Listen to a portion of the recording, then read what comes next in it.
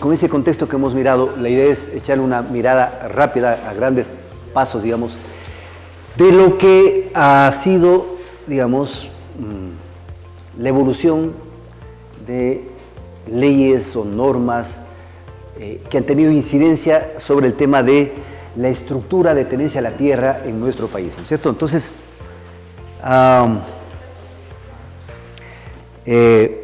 claro, o sea, cuando llegan los españoles, ellos van a desarrollar un primer mecanismo de apropiación de tierras, pero no necesariamente son haciendas, ¿no? Pero este primer mecanismo van a ser los repartimientos, ¿no?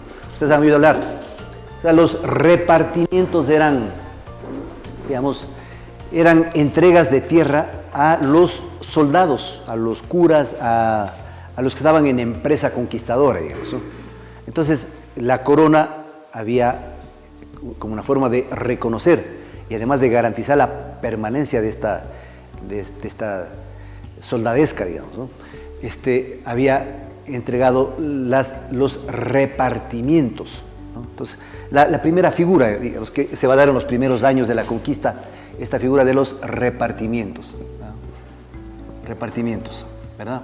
Esta va a ser la primera figura, ¿no? Es decir, poco calculaban ellos desde el punto del centro de la ciudad, de las ciudades que ellos iban fundando, en realidad iban refundando ciudades, decían 30 leguas a la redonda, ¿no?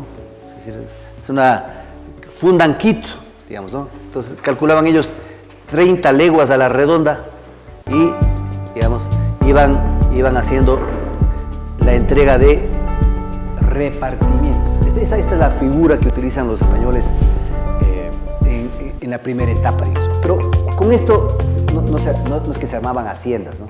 Esto, sobre todo, va a dar cuenta del origen de las primeras poblaciones. Luego hay otra figura que va a ser el de las mercedes, ¿no? Las mercedes de tierra, ¿no? Las mercedes eran actos de voluntad del rey, ¿no? Que por su merced, ¿no? Esta palabra, ¿no? La merced. Entonces se pasa a una segunda etapa en la que más bien se empiezan a entregar mercedes, ¿no? Las mercedes de tierra. O sea, ahora merced es un nombre de mujer, ¿no? Pero,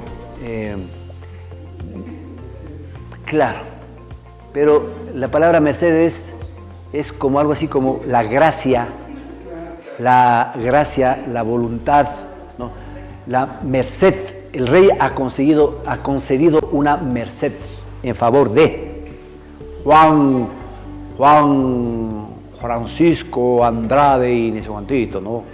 Vizconde de ni sé cuantito, gracias a la merced del rey, se le entrega las tierras de ni sé dónde, eso. Entonces, este término de mercedes, de merced, era la forma en cómo se entregaba tierras por la gracia y voluntad de su majestad, Carlos I, qué sé yo. No sé si queda claro. Entonces tenemos esta segunda etapa que es la entrega de mercedes. O sea, la entrega a través de la entrega de mercedes. 3 es a través de, ya casi en la recta final. Bueno, no hay otro mecanismo que casi me voy saltando, que es el de la composición de tierras. Hay un proceso que se llama de composición de tierras. Composición de tierras. Composición de tierras. Es decir, es un mecanismo súper fraudulento, ¿no? Porque, ¿qué significaba la composición de tierras? Es que, digamos, había un hacendado que tenía una estancia, ¿no? Estancia, pues bueno, además hay que diferenciar una serie de categorías que se fueron armando, estancias, haciendas, etc., ¿no? Entonces, aquí había una estancia, digamos, una estancia, y aquí había otra estancia, pero esta estancia y esta estancia correspondían al mismo dueño, digamos, ¿no? Que algún español X. Entonces, como este español quería que sus dos propiedades estén conectadas, ¿no? Pero estaban separadas acá, entonces este español hacía todo un proceso ante las autoridades coloniales para que se le conceda la composición de tierras. De acuerdo con la composición de tierras, digamos, entonces las autoridades españolas le daban esta posibilidad. Entonces ya no teníamos dos propiedades, sino una sola, ¿no? ¿Sí se dan cuenta? Entonces, claro, pero aquí de por medio eran tierras de realengo o eran tierras de comunidades. Pero claro, con esta lógica de la composición de tierras, pues se fueron gestando, ¿no es cierto? Otro mecanismo que van a utilizar finalmente es el remate de tierras, ¿no? Esto ya estoy hablando ya del siglo digamos, sobre todo luego de las famosas reformas borbónicas a partir del siglo XVIII, entonces se va a dar el tema de remate de tierras. Es decir, remate de tierras, ¿no? ¿Por qué? Porque la corona estaba necesitada de dinero. O sea, entonces, claro, se supone que y aquí hay una gran propiedad, pero como este gran propietario quería agrandar su propiedad, entonces, y estas eran tierras de realengo, entonces pues ha rematado estas tierras de acá. O sea, cuando se dan las guerras de la independencia, en 1810, 1812, 1814 adelante, o sea, las élites latifundistas estaban súper consolidadas. O sea, por eso es que los estados que nacen luego de las guerras de independencia son estados latifundistas, pues, o sea, y las élites, las que tienen el control del poder político, van a ser los latifundistas, porque ellos se habían consolidado. De por medio también hay una serie de fenómenos que el tiempo no nos da para hablar. De por medio también a este proceso de consolidación de las tierras también está la crisis de los obrajes, ¿no? Entonces, desde Otavalo hasta Riobamba eran zonas obrajeras, un montón de obrajes, ¿no? ¿Qué eran los obrajes? Los obrajes eran talleres artesanales, ¿no? Donde que se producían prendas de vestir, pues, de lana, ¿no? ¿De qué lana? De lana de borrego, especialmente de borrego, ¿no? Entonces, ¿cuál era la lógica, no? La lógica es que había un obraje en Pelileo. Pelileo ha conservado esa tradición textilera hasta el día de hoy, ¿no es cierto? Los pantalones jeans y todo lo más.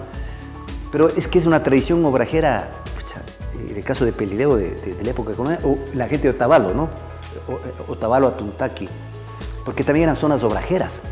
O sea, es decir, ahí la gente lo que ha hecho es conservar una tradición, digamos, que viene desde la época colonial. Lo fundamental no estaba en la tierra, para hablar de la sierra. Lo fundamental estaba en el obraje.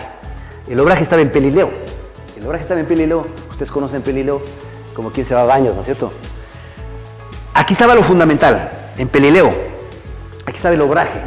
Pero la materia prima tenía que venir de las zonas ovejeras. Tierras. ¿Y dónde estaban esas haciendas ovejeras? Estaban en Pilahuín, ¿no? Digamos, estaban en Yangawa, Pasa, San Fernando, las zonas montañosas que tiene la provincia de Tungurahua, donde que lindera con Cotopaxi y lindera con la provincia de Bolívar. Entonces, ¿cuál era la importancia de la propiedad sobre la tierra ahí? No era otra que la de garantizar la lana para los obrajes. Los impuestos de los obrajes. O sea, pero los obrajes estaban al límite, porque los obrajes, digamos, eran talleres artesanales que no generaban muchos, tampoco es que generaban grandes fortunas, y gran parte de lo que generaban los obrajes se iban en impuestos a España. Y además, ojo, ya a partir de 1750, digamos, vamos a tener una competencia importante de parte de la producción textilera de Gran Bretaña, de Inglaterra, por el tema de la revolución industrial. O sea, ya ahí se van a producir textiles ya en máquinas a vapor. O sea, y claro, a una escala infinitamente superior que la que producían los obrajes acá. O sea, por eso los ingleses también metieron mano, financiaron las guerras de la independencia, no porque ellos pues, estaban preocupados por la situación de los americanos, de ninguna manera, porque ellos tenían intereses muy concretos respecto al tema del comercio, porque ellos estaban viviendo la revolución industrial en su momento más importante. Entonces ellos necesitaban mercados. De tal manera que, claro, es decir, los ingleses abiertamente o contrabandeando introducían textiles desde Inglaterra. Entonces, estos obrajes que se sostenían a duras penas, estos obrajes que tenían que pagar grandes impuestos, ¿no? Y por último, tienen la competencia de la producción textilera inglesa. Estos obrajes, la gran mayoría de estos obrajes van a quebrar, quiebran los obrajes. Y entonces, la tierra que antes era accesoria a los obrajes, estoy hablando de la zona andina, nada más, que antes era accesoria a los obrajes, la tierra por sí sola, por sí mismo, la tierra pasa a tener importancia económica.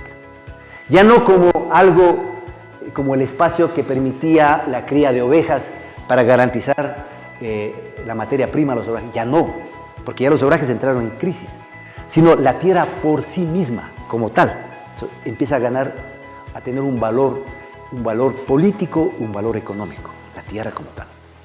A esto súmenle que también, claro, en época de los Borbones, ¿no? Se dice la reforma borbónica, porque son los Borbones, y hasta ahora están los Borbones en el trono en España, ¿no?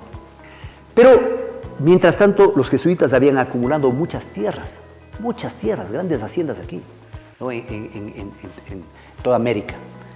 Así que llega un momento alrededor de 1771, 1772, que los reyes dicen, a estos desgraciados, estos curas, los sacamos. Los curas están estorbando, están hablando porque muchas de las teorías de los jesuitas fueron teorías que terminaron ilustrando a los revolucionarios de la independencia, digamos, ¿no? O sea, había la Universidad de Chuquisaca, lo que hoy es Sucre, en Bolivia. Esa universidad estaba manejada por los jesuitas y este era el centro de reflexión, de pensamiento, ¿no? De tal manera que los jesuitas desarrollaban ahí teorías para esa época revolucionarias, digamos, ¿no? Entonces, claro, esto para los reyes era demasiado atrevimiento. Los reyes de España dijeron, a estos cojudos los expulsamos, ¿ya? Los expulsaron.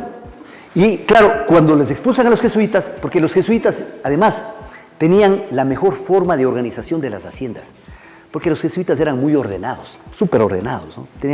Habían logrado una buena organización. Los jesuitas además eran bastante cuidadosos en la relación con los trabajadores indígenas, ¿no? Los jesuitas dijeron, si hay que tratar duro, les traemos a los negros, pero con los trabajadores indígenas les vamos a dar un trato distinto. Incluso en Paraguay, y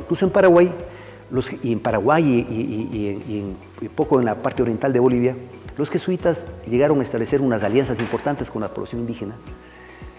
O sea, les enseñaron artes y oficios, digamos, ¿no? Esa palabrita que es bastante colonial, artes y oficios a los jóvenes indígenas. Les enseñaban a leer. Y claro, miren ustedes que en Paraguay se dio toda esta cuestión de las famosas misiones jesuíticas, que ha sido objeto de una serie de estudios digamos, incluso ha sido llevado al campo cinematográfico, digamos, ¿no? Porque se da una alianza entre los jesuitas y la población indígena. Pero claro, había un montón de haciendas de los jesuitas, un montón de haciendas. Entonces todo eso hizo que, cuando les expulsan ellos, el Estado también, estas haciendas las saca también a remate, ¿ya? Y ya había una élite terrateniente. Estos terratenientes lo que hacen es, básicamente, comprar al Estado colonial esas tierras y van consolidando. Súmenle a todo esto, entonces, las haciendas de los jesuitas. Entonces, vamos a tener unos enormes latifundios. Es el origen del latifundio en el Ecuador, ¿ya? Bien. Ahora, en la costa, ¿qué es lo que pasa? En la costa, el tema cacautero demandaba mayor superficies de tierra, ¿no es cierto? ¿No? Superficies de tierra que estaban en manos de comunidades. En la costa el proceso de expropiación de tierras comunales más bien tiene que ver con el origen de la República, ¿no? Y sobre todo por el tema cacautero. Entonces se van a dar una serie de leyes. ¿Qué tipo de leyes? Ya, esto es en la época de la colonia, ¿no es cierto? Ahora hablemos de la época de la República. ¿Qué tipo de leyes se van a dar que van a favorecer la concentración de la tierra? Sobre todo en la costa, aunque no exclusivamente. Pero se van a dar dos tipos de leyes. Un tipo de legislación que va a arrancar con la colonia, que es el de las tierras baldías, ¿no? Todo lo que sería, entonces ya en época republicana vamos a tener una legislación de tierras baldías, ¿ya? Por una parte. Y por otro lado vamos a tener una legislación de colonización, ¿no? Suena feo, pero así es, una legislación de colonización, ¿no? Había que colonizar la costa, ¿no? Había que colonizar la Amazonía, ¿no? Entonces, una serie de leyes, un montón de leyes. O sea, nace el Ecuador, cuando nace el Ecuador, lo primerito dictar una ley de tierras baldías. Lo que antes eran tierras de realengo, ¿no? O sea, miren ustedes la herencia colonial, porque en la época de la colonia decíamos que eran tierras de realengo, o sea, de los reyes, ¿no? Pero cuando ya nace la República, ya no podemos decir que son tierras de realengo. Entonces aparece este término, el de la tierra baldía. ¿Qué era la tierra baldía? Se supone que es aquella tierra que al no tener propietario, como no había propietario, no había propietario que podía justificar con un título de propiedad. Eso, por lo tanto, al no tener propietario, era del Estado. Ese es el concepto de tierra baldía. O sea, si nadie justifica la propiedad de una tierra, entonces se entiende que es del Estado. Básicamente es esto, ¿no? Tierras baldías, esta legislación de colonización, y podríamos agregar otro tipo de legislación que es la legislación de bosques. Todo lo que es la legislación de bosques, legislación de bosques. Entonces, bosques. Entonces, estos van a ser como los tres instrumentos jurídicos que van a permitir el acaparamiento de tierras, ya en época republicana. Estos van a ser los tres mecanismos que van a permitir un proceso de acumulación de tierras. Una acumulación de tierras. ¿Ya? A lo largo del siglo XIX, ya en plena república. ¿Cuáles son los procesos claves que marcan el siglo XX en el Ecuador? Primero, la Revolución Liberal. ¿Ya? Revolución Liberal, como ustedes saben, que, digamos, pues, o sea, tiene un punto culminante en el año de 1895. El 5 de junio de 1895, las élites guayaquileñas, que eran élites cacaoteras, deciden declarar, digamos, un levantamiento en contra del gobierno y desconocer al gobierno, proclamando la Revolución Liberal. Fruto de la Revolución Juliana, en el año de 1926, se va a dictar la Ley de Patrimonio Territorial del Estado. Patrimonio Territorial del Estado.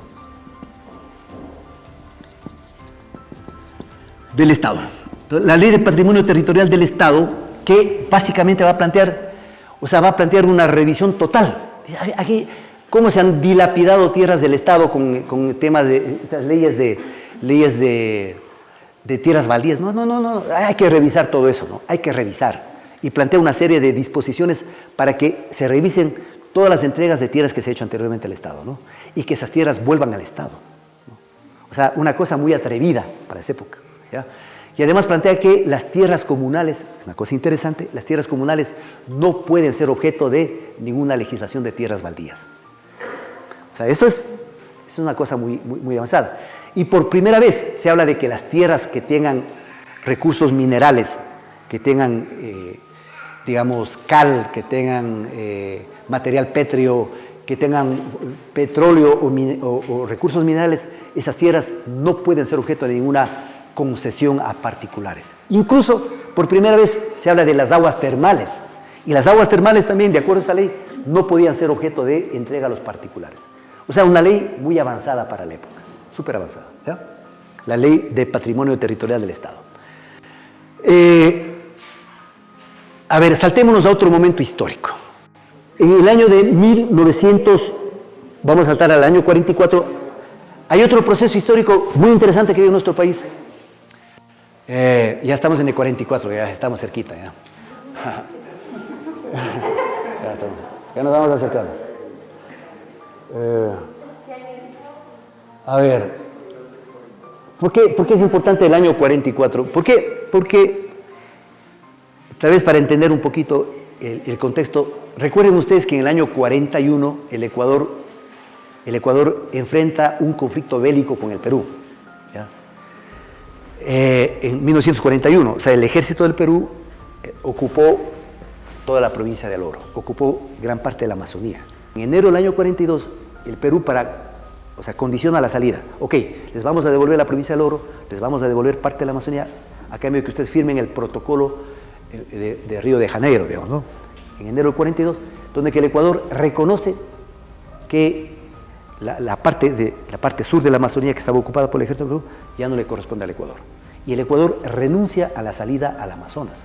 O sea, ya nosotros, ¿no?, desde el año 42 ya no tenemos salida al Amazonas. Pero bueno, entonces quiero decir con esto que la presión social, sobre todo en la costa, hace que en el año 70, durante el gobierno de Velasco Ibarra, se dictan dos leyes. ¿No? Dos leyes pensando ya no en la sierra, sino pensando en la costa. Primero, la ley de abolición del trabajo precario. Y también, ¿no?, una ley orientada a afectar afectar el acaparamiento de la tierra en las zonas arroceras. Y cuando digo zonas arroceras, estoy hablando de la cuenca baja del río Guayas, lo que sería todo lo que es las provincias de los ríos y Guayas, ¿no? Que la zona arrocera. O sea, hay una ley especial y que fue la ley más avanzada finalmente, porque de acuerdo a esta ley de la que estoy hablando, ¿no? Esta ley establece que estas leyes fueron dictadas en el año de 1970, ¿no? 1970, ¿no? Ley de abolición del trabajo precario. Ley de abolición del trabajo precario. Esta tuvo incidencia en la costa, insisto, y entonces esta ley era súper ejecutiva. El campesino que estaba ocupando zonas arroceras, ¿no, verdad?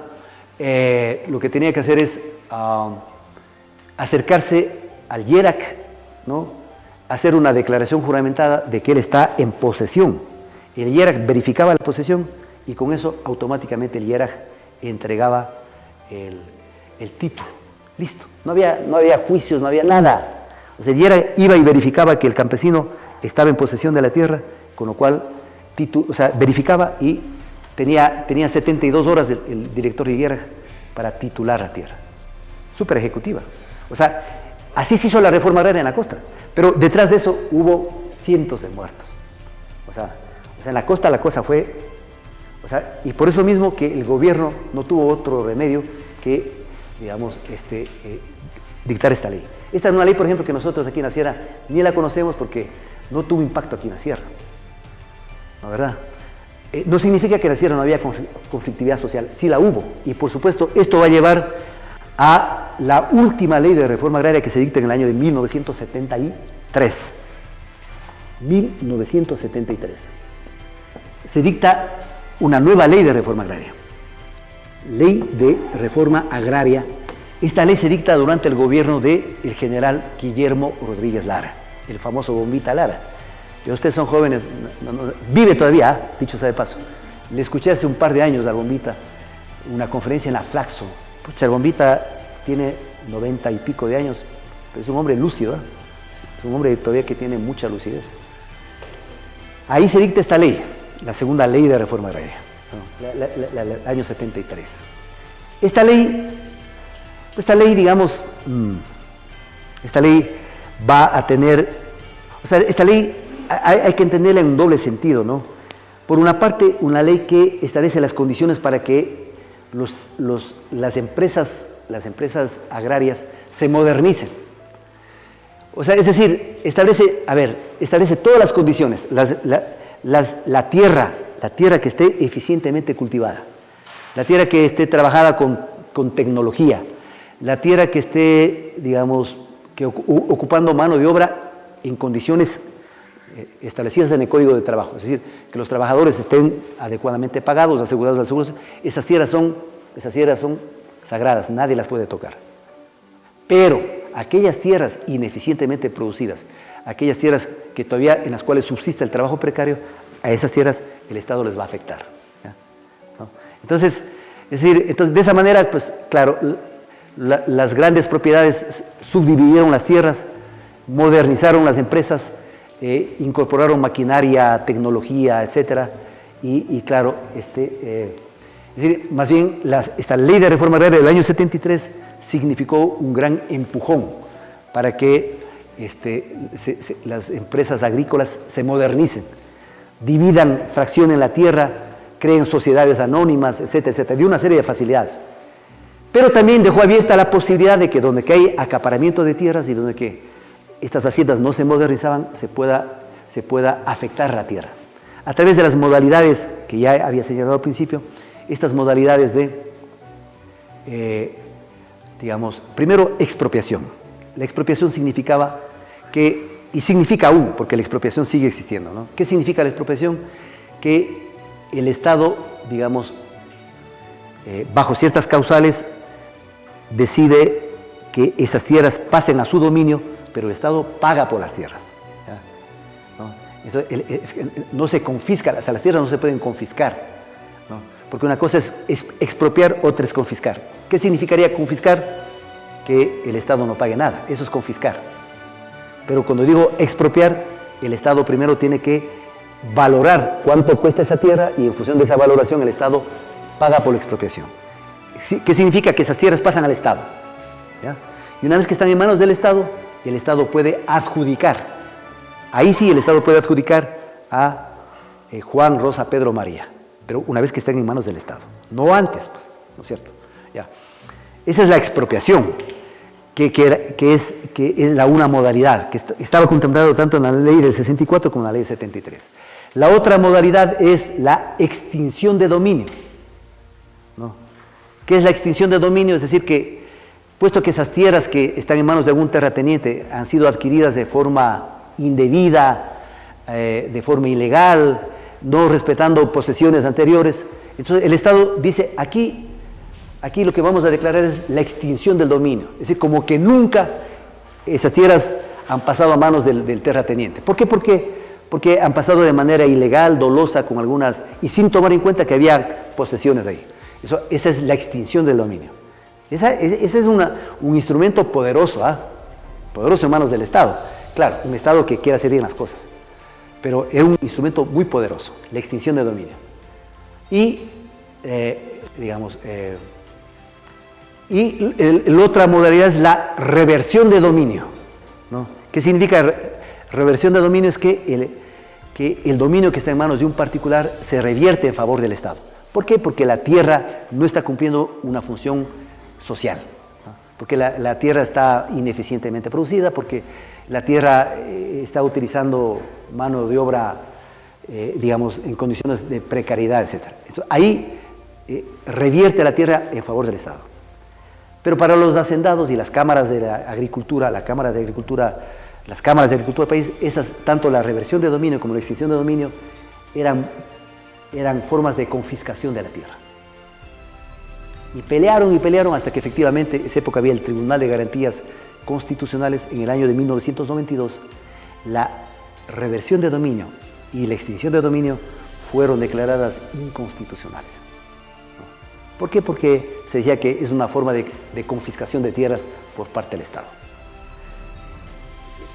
Y con eso prácticamente ya se fue desarmando, la legislación agraria, ¿no? Es decir, hasta los años 70, 73, 74, y también la presión social por la tierra fue intensa, ¿no? Hasta los años 70, yo digo que tal vez el punto de quiebre está en una masacre que se da durante la última dictadura militar, una masacre que se da justamente en la provincia de Cañar, en un ingenio azucarero, el ingenio azucarero Astra, que está en Atroncal, en la provincia de Cañar, y era ministro de gobierno un señor que es un hacendado de acá de Tabacundo, ¿no? Un señor Bolívar Jarrín Cahueñas, tabacundeño, fue ministro de gobierno, general del ejército, pero era un tipo que tenía una mentalidad totalmente fascista. Entonces, los trabajadores se habían tomado, que eran campesinos de la provincia de Cañar, campesinos de la costa, se tomaron el ingenio azucarero Astra, y Jarrín Cahueñas le dio a la policía, ustedes tienen 10 horas para desalojar a los trabajadores del ingenio. Fue la policía, y la policía no les dio 10 horas, les dio 5 minutos para que más de 500 trabajadores que estaban tomados en el ingenio salgan. En 5 minutos. Y era la hora del almuerzo. Estaban las mujeres, estaban los niños que fueron a dejar el almuerzo a los trabajadores. Y en 5 minutos que les dio la policía, era imposible. Y a los 5 minutos empezaron a echar pala. Nunca se supo el número de muertos ahí en la masacre del ingenio Astra. Porque además, como los ingenios tienen estas calderas para quemar caña, ¿no? O sea, a los cuerpos de los trabajadores los botaron a los calderos. Aparecieron 54 cadáveres. 54 cadáveres, los que aparecieron y los que no aparecieron. Se calcula que entre 100 y 120 trabajadores fueron asesinados. Estamos hablando del año de 1977. No hace mucho. 1977. Ojo. Y es un crimen sobre el cual nos hemos olvidado. Nos hemos olvidado. Una de las masacres más complejas que han dado en el Ecuador, a manos de la policía. Y ahí la dictadura, ya en sus últimos estertores, la dictadura en el año 79 va a dictar una ley, ya cuando ya había ganado las elecciones Jaime Roldós en 1979, va a dictar una ley que de alguna manera marca el fin de la reforma agraria en el Ecuador, ¿no? Marca, digamos, el comienzo del fin. Bueno, primero que la masacre fue una clara advertencia. Cuidadito, cuidadito, sigan jodiendo porque ya saben lo que les va a pasar. Y luego la ley que se dicta en el año 79 es la ley de fomento y desarrollo agropecuario. La ley de fomento y desarrollo agropecuario ¿qué dice la ley de fomento y desarrollo agropecuario? Que las tierras eficientemente producidas y cultivadas definitivamente no podrán ser objeto de ningún proceso de reforma agraria y que es obligación del Estado garantizar la propiedad privada sobre la tierra y que es obligación del Estado llevar una lista, no de los latifundistas, no de los crímenes de los latifundistas, sino es obligación del Estado llevar un registro de agitadores, un registro de invasores de tierras y que las invasiones, ya aparece ese concepto de invasión de tierras, o sea que lo que antes la gente decía recuperación de tierras pasa a ser en el lenguaje de la ley de fomento productivo de 1979 pasa a ser invasión de tierras y la invasión de tierras será sancionada penalmente, ¿no? Entonces ahora el que lucha por la tierra ya no es un luchador, ya es un invasor, ¿no? Y por lo tanto si usted es invasor de tierras, primero está en un registro del Estado y luego pues usted puede ir a parar con sus huesos en la cárcel. Y el último toque, ya con esto termino, el toque final se da en el año de 1994, durante el gobierno de Sixto Durán Ballén, cuando finalmente la ley de reforma agraria de 1973, que ya había sido mutilada, fue mutilada por Osvaldo Hurtado, ¿no? Porque después reforma agraria, durante el gobierno de Osvaldo Hurtado, le dieron otro toque, que era reforma agraria para el gobierno de Osvaldo Hurtado, y fue titulación de tierras. Titulación de tierras es una cosa, reforma agraria es otra cosa muy distinta, porque reforma agraria significa afectar la concentración y el acaparamiento de tierras, eso es reforma agraria.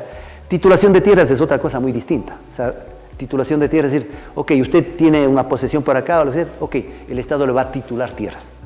Entonces, desde 1900, cuando Roldós muere en el año 1981, asume el gobierno Osvaldo Hurtado y le dan un enfoque totalmente distinto al tema de la reforma agraria, como que la reforma agraria fuera titulación de tierras. Y el toque final, les tocaba final, se dio en el año de 1994 durante el gobierno de Sixto Durán Ballén, cuando se aprobó la Ley de Desarrollo Agrario. Con la Ley de Desarrollo Agrario de 1994, ¿no?, se derogó toda la legislación de reforma agraria. O sea, cuando entra en vigencia la Ley de Desarrollo Agrario de 1994, se derogó la Ley de Reforma Agraria de 1973. Y desde ahí no tenemos en el Ecuador, ya no hay legislación de reforma agraria, ¿no? O sea, no hay posibilidad en el país, más allá de los discursos políticos, ¿no? La ley de tierras, me explicaron que ustedes la próxima semana van a ver el tema. Me hubiera gustado tener tiempo para hablar un poquito sobre esa ley, pero ya no, evidentemente ya no hay forma. Aunque la ley de tierras habla todavía de la expropiación, pero las causales tal cual están desarrolladas en la ley de tierras hacen imposible la expropiación de tierras. O sea, realmente este ciclo de la reforma agraria se va cerrando entre la segunda mitad de los años 70 y la primera mitad de los años 90, ya en el marco de las políticas neoliberales que se implementaron durante el gobierno de Sixto Durán Ballén. Y ahí me quedo porque ya creo que están cansados. Muchas gracias por la atención.